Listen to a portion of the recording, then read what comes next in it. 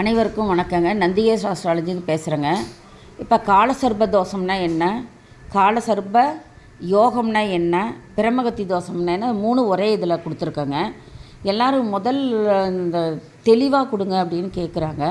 இப்போ நான் தெளிவாக கொடுத்துருக்கேன் பாருங்கள். இப்போ ராகு கேது தான் பாம்பு.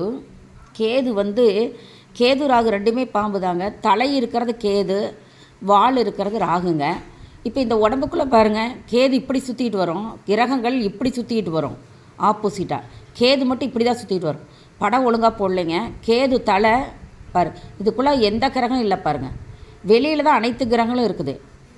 லக்னத்துலேருந்து எல்லா கிரகம் வெளியில் இருக்குது. இப்படி இருந்தால் காலசர்ப யோகம்னு பேர்.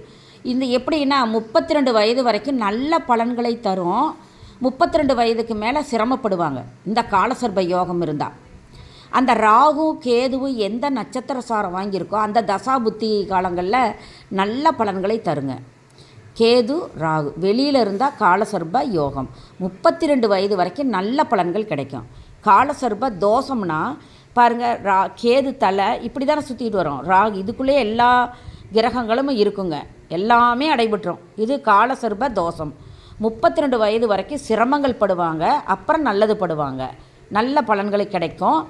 ஆனால் 32 வயது வரைக்கும் சிரமம் தாங்க. இந்த இந்த இந்த மாதிரி எல்லா கிரகங்களும் உள்ளேயே அடங்கி இருந்ததுன்னா, வெளியில் பாருங்கள் எல்லாம் காலியாக இருக்குது.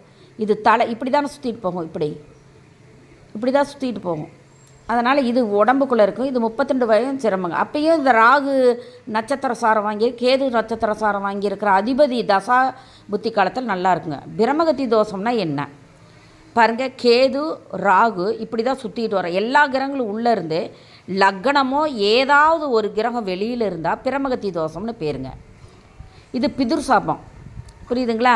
இந்த ராசி கட்டத்திலேருந்து வெளியில் லக்னமோ வேறு கிரகம் ஏதாவது ஒரு கிரகம் இருந்ததுன்னா பிரமகத்தி. இதுக்கு பிதுர் சாபம், இது மூதாதையர்களோட தோஷங்க. இதை நாம் போய் பரிகாரம் செஞ்சுக்கலாங்க. இது திருப்பாம்பரம் கூட போய் செஞ்சுக்கலாங்க. பிரமகத்தி தோஷம். நன்றி, சுபங்க.